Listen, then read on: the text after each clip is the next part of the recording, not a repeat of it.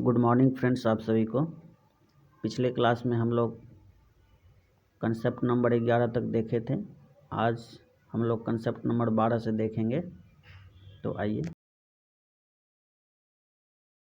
Number में क्या है कि यदि ए कोमा बी और सी एक क्रमागत अनुपात में है तो इसका क्या परिणाम होगा। तो रिजल्ट बराबर यदि ए बी सी क्रमागत अनुपात में है। क्रमागत अनुपात को हम लोग इस तरह से समझ सकते हैं। मान लीजिए ए और बी अनुपात में है तो अगला अनुपात क्या होगा, बी से शुरू होगा, बी अनुपात सी। यानी कि पिछला अनुपात का अंतिम पद जहाँ पे ख़त्म होता है उसी पद से अगला अनुपात शुरू होगा। पिछला अनुपात जिस पद पे ख़त्म होता है उसी पद से अगला अनुपात शुरू होगा। जैसे कि ए अनुपात बी बराबर बी अनुपात सी, ये क्या है, एक क्रमागत अनुपात में है। तो इसको हम लोग इस तरह से लिखेंगे, ए बटे बी बराबर बी बटे सी बराबर, इसको क्रॉस मल्टीप्लिकेशन करेंगे, ए गुना सी बराबर बी गुना सी, ए गुना सी, इसको ऐसे क्रॉस मल्टीप्लिकेशन कर लीजिए, ए गुना सी बराबर बी गुना बी। तो कितना हो जाएगा,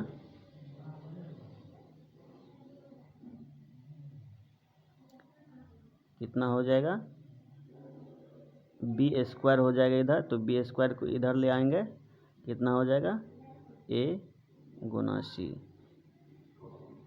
या बी बराबर कितना होगा, रूट के अंदर ए गुना सी।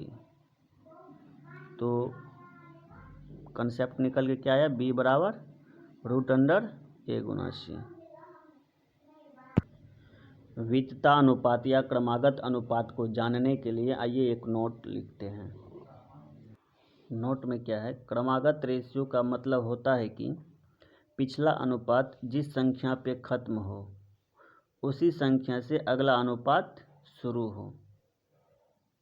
एक बार फिर से पढ़ेंगे, क्रमागत अनुपात का मतलब होता है कि पिछला अनुपात जिस संख्या पे खत्म हो उसी संख्या से अगला अनुपात शुरू हो।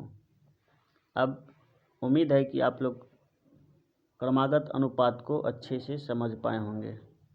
तो चलिए आगे देखते हैं, अगला कंसेप्ट की ओर बढ़ते हैं।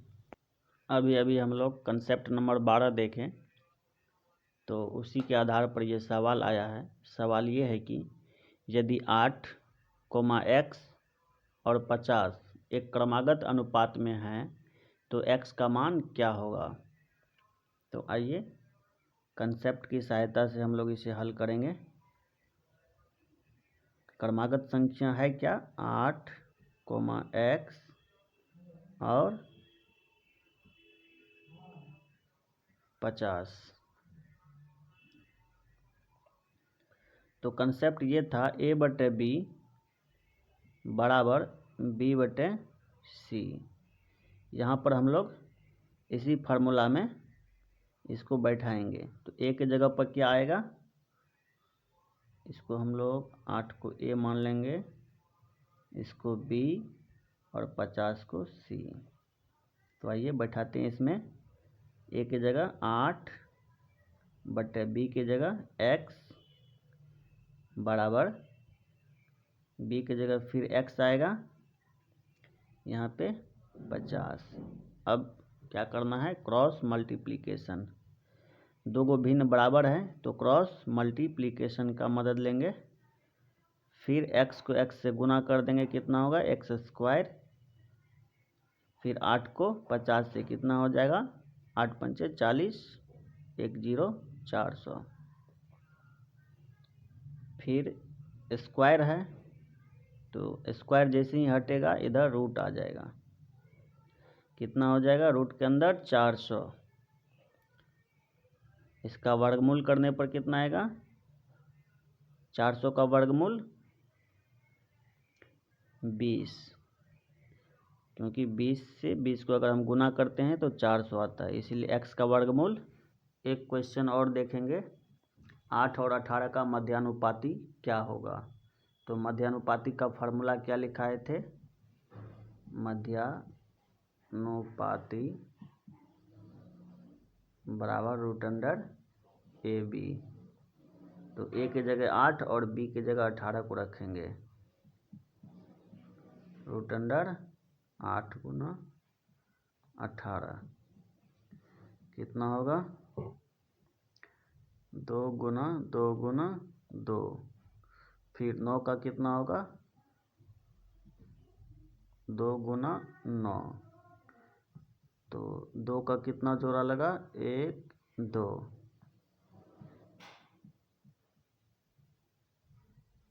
इसमें से 1 2 निकल के बाहर आएगा 2, फिर इसमें से भी, और 9 का वर्गमूल 3 कितना हो जाएगा, 2 दूना 4, 4 तिया 12, जो कि हमारा मध्यानुपाती निकल गया कितना, 12।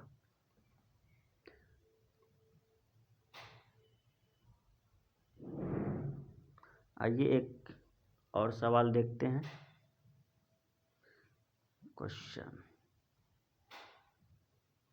अगला क्वेश्चन है, 12 तथा 18 का तृतीयानुपाती कितना होगा। तो तृतीयानुपाती का फॉर्मूला लिखाए थे b² a, जिसमें हम 12 को a मानेंगे और 18 को b। तो b की जगह पे कितना आएगा, 18 का स्क्वायर और बट्टे में a। तो a कितना है, 12।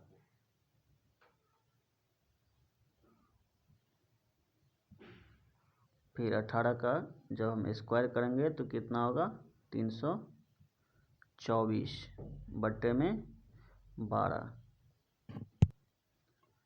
फिर 12 से 324 को काटेंगे तो ये 27 बार में कट जाएगा। तो तृतीयानुपाती बराबर कितना आया, तृतीयानुपाती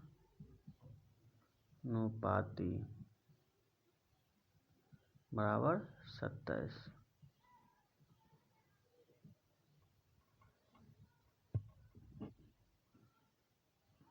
आइए आगे देखते हैं अगला कौन सा सवाल है।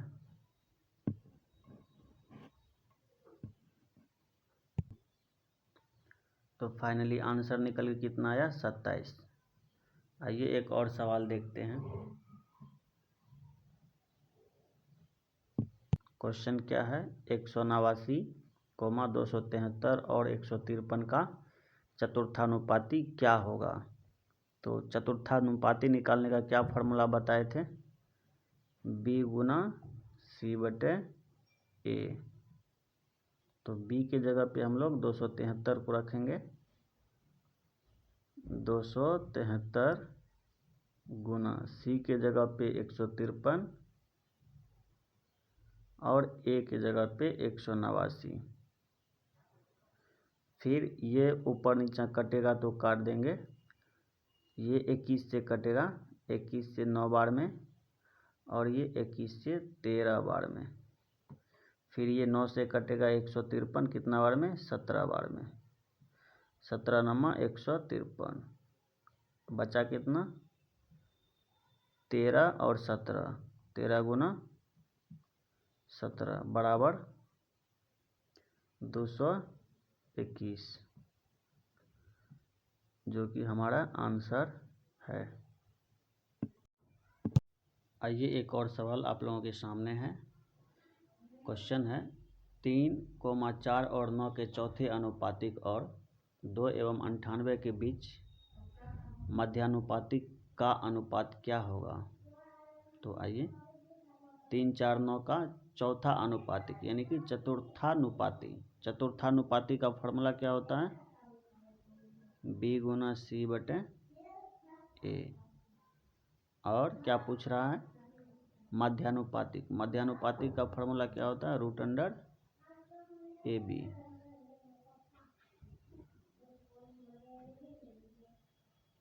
तो आइए यहाँ पे b गुना c बटे a के जगह पर लेंगे इस डाटा को,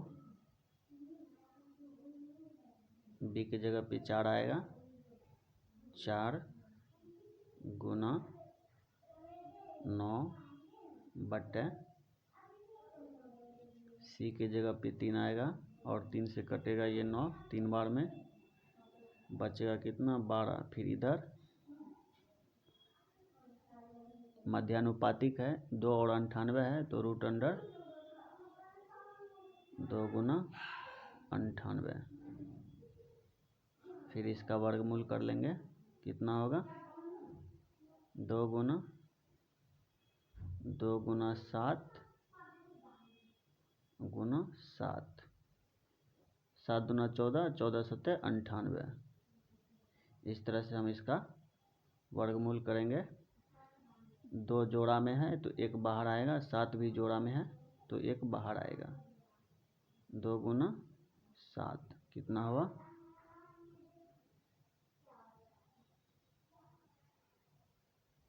7 दूना 14। ये रहा अगला सवाल आप लोगों के सामने। 4.8 और 10.8 के बीच मध्यानुपातिक और 0.4 और 2.4 के बीच तृतीयानुपातिक का अनुपात क्या होगा।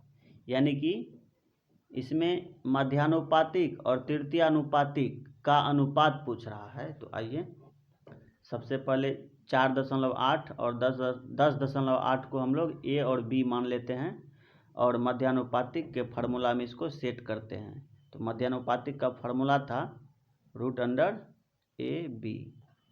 तो यहाँ पे ए के जगह आएगा 4.8 और बी के जगह आएगा 10.8। फिर तृतीयानुपातिक का फार्मूला बताए थे b² बटे ए। तो इसमें b के जगह आएगा 2.4 बटे 0.4, इसका स्क्वायर होगा। फिर यहाँ पे दशमलव में है ये, तो सवाल थोड़ा कैलकुलेटिव हो जाएगा। तो हम लोग करेंगे क्या, दशमलव को अभी हटा के ही चलेंगे, फिर बाद में बैठा देंगे एक अंक के बाद। क्या है 48, दशमलव अगर उड़ा देंगे तो कितना होगा 48। तो 48 को हम लोग 16 गुना 3 लिख सकते हैं और 108 को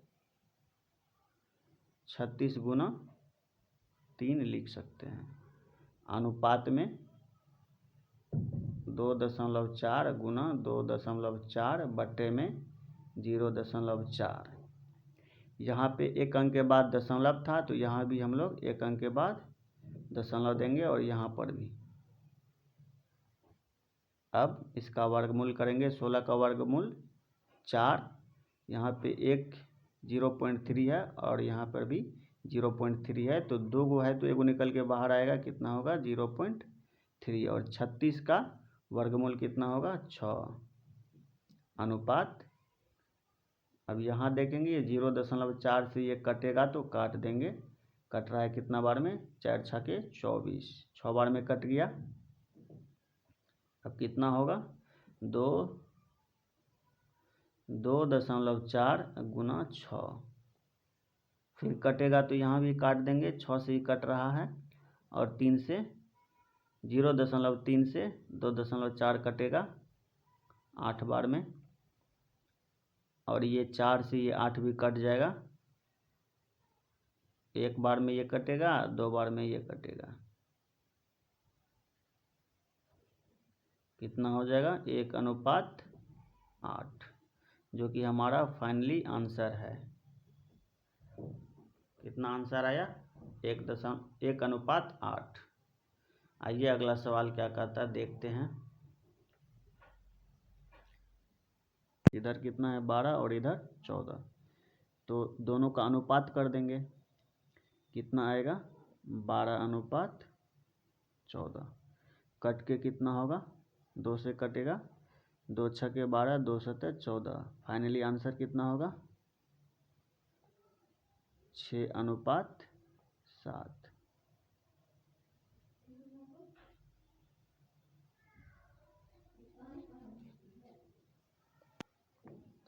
ये रहा अगला सवाल आप लोगों के सामने। दो ऐसी संख्या ज्ञात करें जिसका औसत अनुपातिक 18 और तीसरा अनुपातिक 144 है। यहाँ पे एक नया वर्ड है, औसत अनुपातिक। इसका मतलब होता है मीन प्रोपोर्शन, यानी कि मध्यानुपातिक।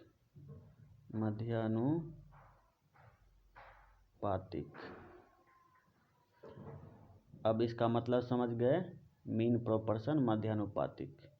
तो दो संख्या है जिसका औसत अनुपातिक 18 है। दो संख्या ए और बी मान लेते हैं।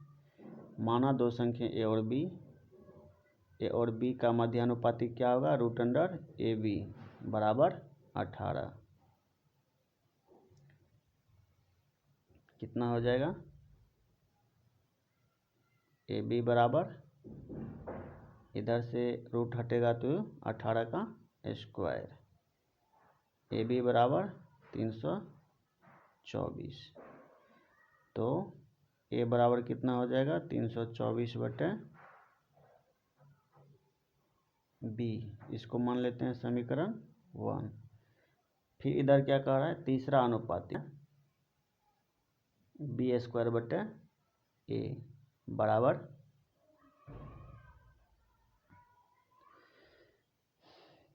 तीसरा अनुपातिक बराबर क्या होता है, B²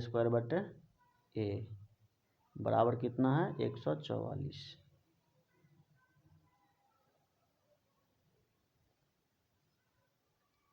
अब इसको मान लेंगे समीकरण 2। फिर समीकरण 2 में हम लोग A का मान रखेंगे। A बराबर कितना है, 324/B, B²324/B। ये जो B है ये ऊपर चला जाएगा और बराबर में 144। तो कितना हो जाएगा, BQ बराबर कितना होगा, 144 और गुना में 324। 324 आएगा।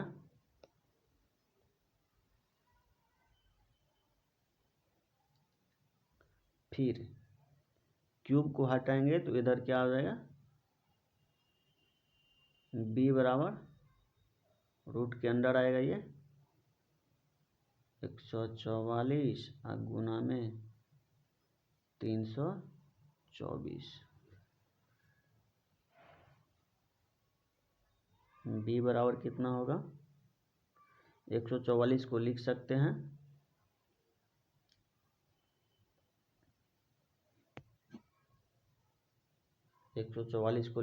हैं 8 गुना 18, 18 144। फिर 324 को 18 गुना 18 लिख सकते हैं। B बराबर क्या होगा, 8 का घनमूल 2 और ये 3 के जोड़ा में है तो 1 बाहर निकलेगा, कितना हो जाएगा, 18।